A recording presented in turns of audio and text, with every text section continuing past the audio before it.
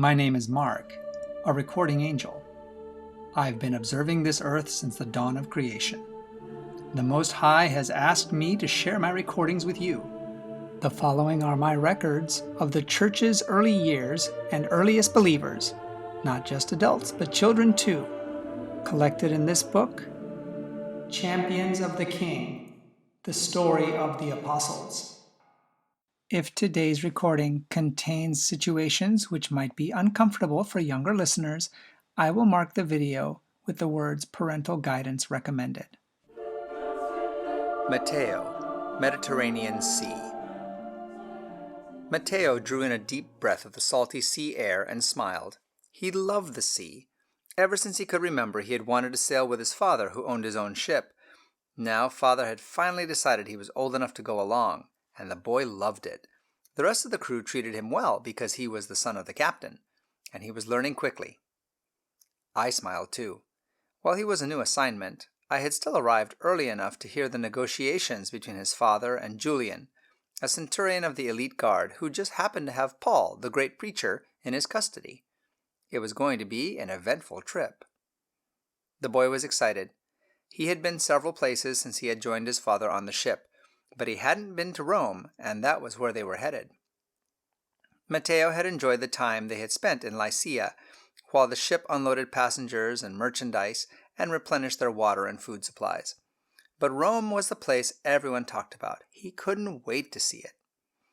The final afternoon before leaving, the centurion, with a few soldiers and their prisoner, boarded the ship. 2 other prisoners were already chained to the wall in the cargo hold below, so this was not unusual. What was unusual was the polite manner the military officer treated his charge. At his father's request, Matteo had followed them down and shown them where soldiers and prisoners would spend the trip. He then brought fresh water to the 3 prisoners. One prisoner refused to speak to him, but drank the water. The second one spit in the cup and cursed the boy. Matteo had learned to stand out of this prisoner's reach. His father had warned him about the danger. The boy had no idea that the guardians stood between him and the angry prisoner, protecting him. "Easy there," the new centurion said to the belligerent prisoner. "You can act however you want to us soldiers, but if you had any sense at all, you'd be nice to the boy. He's the one that's going to provide you food and water, and if you're going to act like that, you won't be getting any more." The prisoner glared at the officer. "What difference would that make? Does it matter whether I die here in the ship's hold or when I get to Rome?" The centurion shrugged. "No, it doesn't matter to me, but you won't be treating the child that way." Matteo pulled himself up as tall as he could. He didn't like being called a child. Turning to the new prisoner, he offered him water. The man thanked him. Surprised, Matteo stammered, "Ah, you're welcome." He wasn't used to prisoners being polite. "My name is Paul," the prisoner said. "And you are?" "Matteo." "Well, it's good to meet you, Matteo. I guess we'll be seeing a lot of each other on this voyage." "I guess so." He hurried back on deck. "Matteo," his dad called when he saw him. "check on the prisoner downstairs, see that they have fresh water." I just did. Everyone who wanted any has had water." "The belligerent one, huh?" "Yeah, and he wouldn't drink anything. He just cursed and spat again." His father shrugged. "Whatever make him happy. What about the new prisoner?" "He's really different." The boy's father laughed bitterly. Well, they're all really different." "No, this one is polite. And the centurion, with him, treat him with respect." Another shrug. "If they're in chains in the hold of the ship, they're criminal. They're all the same. If the centurion is being polite to him and he acts as if he has manners, it'll make the trip more pleasant for us. But they're all the same, trust me. He probably just has important connection, and so the centurion is being careful with him." I almost laughed out loud. If only he knew whom Paul had a connection with. And then I paused to think a moment. Actually, the captain was right in one respect. It was Paul's connection with someone higher up that had made it possible for him to be treated so respectfully by the feared Roman guards. They were just getting ready to sail out of the harbor when the prisoner spoke. "I must speak with the captain," he said. "It's urgent." The centurion turned and called to Matteo. "Young man." "Yes, sir," the boy answered respectfully. The prisoner here wishes to speak to your father, the captain. I'll let him know right away. Mateo scrambled up the ladder to the upper deck as quick as a monkey and ran to his father. The new prisoner need to speak to you right away. I'll bet he does, his father grimaced. No, really. The centurion asked me to fetch you. The centurion did. Of all the things I have to do, coddling the prisoner is not one of them. That's his job. His father grumbled all the way across the deck and down the ladder, then stood silently before the prisoner. You are the captain? Paul asked politely. The boy's father nodded. It would be better for us to stay here through the winter. The captain's father laughed. This is what you called me down here to say? Paul inclined his head. I have work to do. He turned on his heel and left. It is late in the season, Paul said to his retreating back. This is not a good time to be making a journey by ship. We will have severe weather. After the captain left, Julian the centurion shrugged. You did your best to warn him.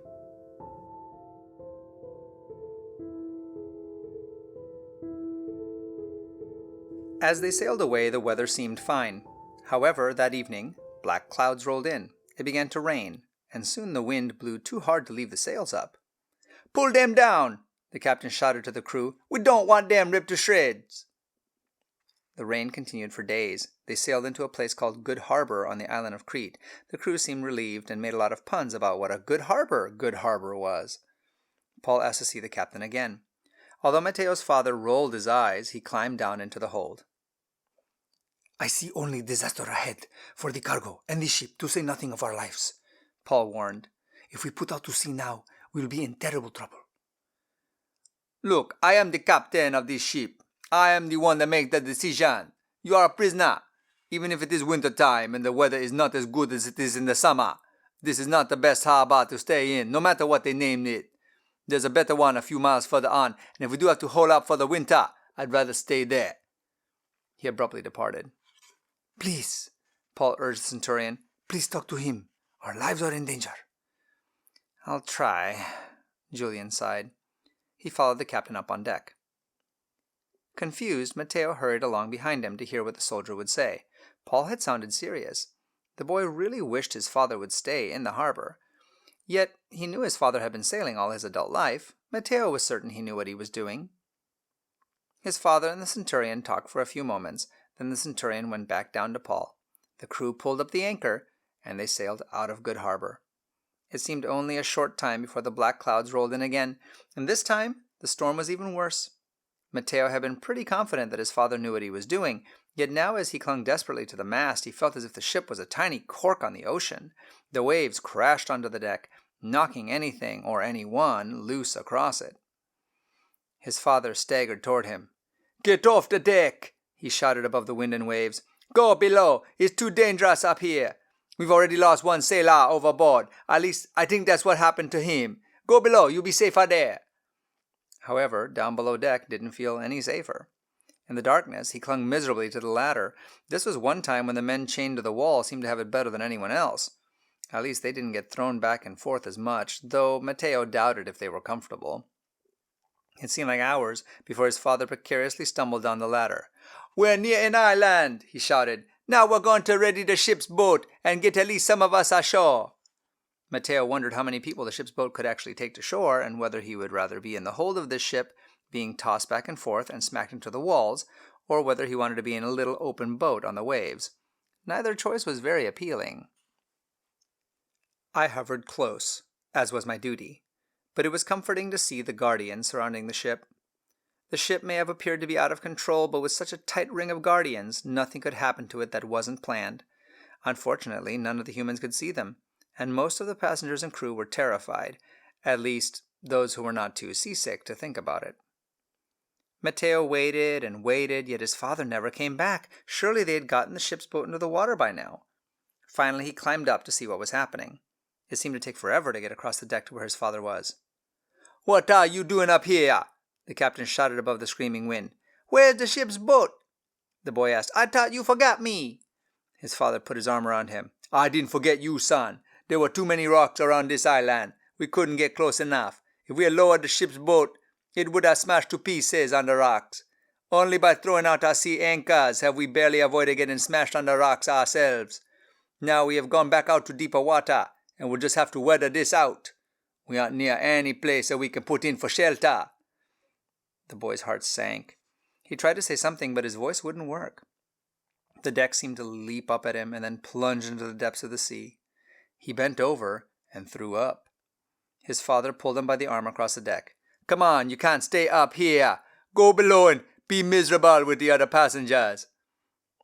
Shakily, Matteo lowered himself down the ladder and huddled in one corner of the cargo hold, hanging on for dear life. It was dark in the hold, and as the hours ran together, he couldn't tell if it was day or night. Finally, his father slid down the ladder and announced, "We're going to have to dump the cargo if we want to survive this. Everyone give me a hand." The soldiers and passengers formed a line, passing the heavy sacks and jars of grain from one to another up to the top deck. When all the cargo had been moved, everyone settled back down to pray for calm water.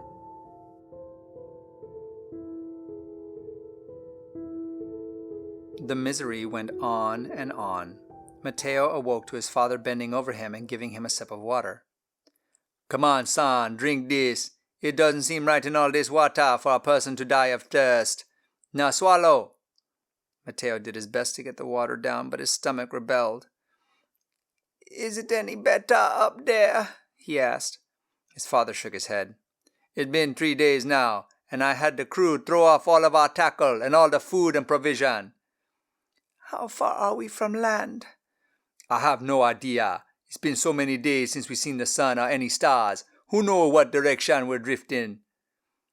"You threw all the food overboard? How are we going to survive?" His father laughed bitterly. "Does it matter? You don't look hungry anyway." Matteo shook his head. "I'm not. I can't eat." "Friends," Paul said from the darkness, "you really should have listened to me when we were back in Crete. Then we wouldn't be in all this trouble now." The boy's father glared at where he thought the prisoner must be sitting. "I suppose there's no need to labor that point," Paul continued. "But cheer up. Things are looking better. Not a single one of us is going to drown, although the ship is not going to survive." "How do you know this?" Matteo's father demanded. "An angel told me. Last night an angel stood at my side and said, 'Paul, don't worry. You're going to make it to Rome and stand before Caesar just as you've asked, and everyone sailing with you is going to survive too. So cheer up, friends. God will do exactly as he said. But I'm afraid we're going to be shipwrecked.'" "Did your God happen to tell you what island we were going to land on?" the captain asked sarcastically. Paul didn't answer him. Matteo felt too miserable to care.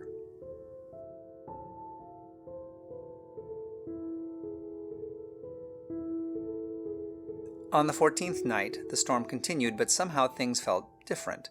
The boy's father came below deck. "Come on, son. I'm taking you topside." Matteo opened his eyes. "Is the storm over?" he asked, his voice raspy. "No, but I feel better with you up near me." The rest of the crew, the passengers, and the prisoners crawled up on deck too.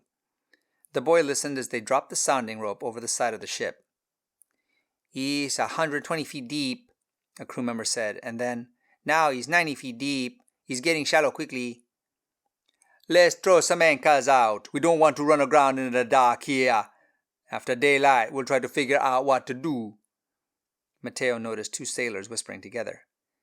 "The anchor is near the ship's boat," one said. "We can drop it, then lower the boat and escape to shore." The boy frantically glanced around, but his father wasn't anywhere in sight. He tried to stand, but collapsed back down on the deck. At that moment, Paul pointed to the two men and announced, "If those sailors don't stay with the ship, we'll all go down. We have to stay together." Quickly, Julian and his soldiers leaped toward the sailors. They had the ship's boat lowered only halfway when the soldiers grabbed them. With a slash of their short swords, they cut the ropes holding the lifeboat. It plunged into the water and vanished in the waves. "We are all going to do this together," Julian declared. The sailors said nothing.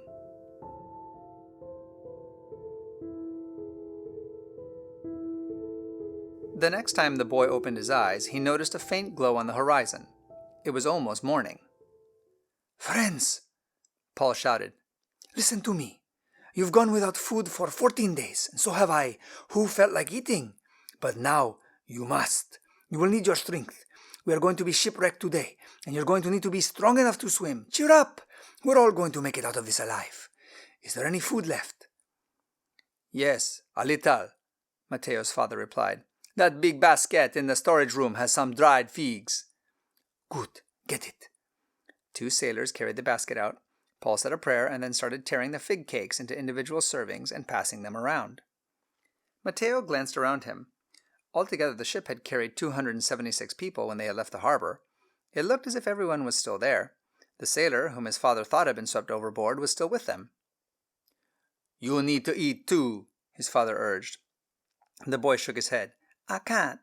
"Yes, you can. This prisoner has been right about everything else so far. So he's probably right about this. You must eat." When Mateo did, amazingly, the food stayed down. As the light spread through the sky, they were able to see the island they skirted, but no one recognized it. However, farther down the coast, they spotted a bay with a nice beach. "Can we make it to shore?" one of the sailors asked. Mateo's father nodded. "I think so. If we cut the anchors, loosen the steering oar, and raise one sail, we should be able to catch the wind and go straight for the beach. If we run aground there, we should all be fine." The sailors nodded. Everyone ran to their post, but with the storm still howling around them, and the rain pelting in their faces, things didn't work the way they were supposed to. With a shudder and a snapping of timbers, the ship hit a rock and began to break up. The soldiers quickly unsheathed their swords. If any prisoners escaped, they would have to pay with their lives. It was much easier just to kill them and be done with it. "No," Julian ordered. "We're not going to do that this time." He turned to the others on deck. "Now I'm giving the orders here. Anyone who can swim, dive in and go. The rest of you come to this end of the ship." The vessel was breaking up rapidly. "If you can't swim, grab onto one of these planks, then kick with your legs and get to the beach as quickly as you can."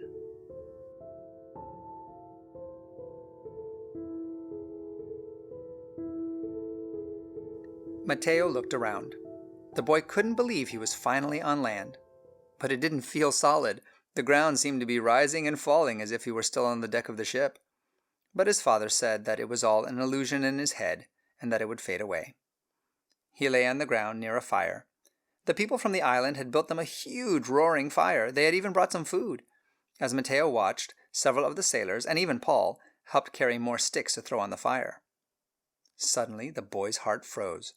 Although he pointed and tried to shout, nothing would come out of his mouth. It was just like the nightmares he had had when he was younger.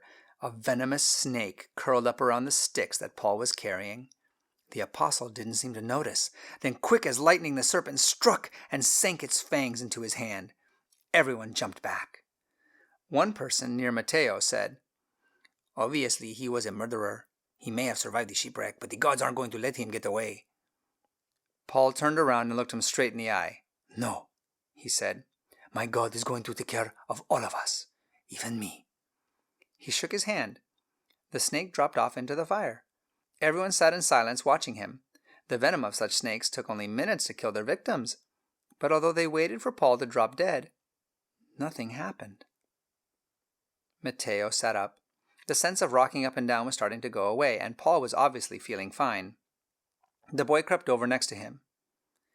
"Your God really did take care of you, didn't he?" "I told you he would." "Will you tell me more about him?" "Absolutely," Paul replied. Just then a well-dressed man approached. "My name is Publius. I would be honored if you would be guests in my home." Mateo and his father, Julian and Paul, and 2 other soldiers returned with Publius to his home. It felt so good to be inside a real house, to sleep under comfortable blankets on a mat that didn't throw him back and forth. Soon the boy felt like his old self. However, not everyone was well in the house. Their host's father had a high fever and dysentery. "May I see him?" Paul asked. Publius led him into the older man's room. The apostle knelt, laid his hands on him, and prayed. The father was healed. Somehow, Mateo was not surprised at what happened. He had listened to 3 days of stories about Paul's God. If he could raise a dead youth back to life, then a little case of diarrhea certainly was nothing that he couldn't handle.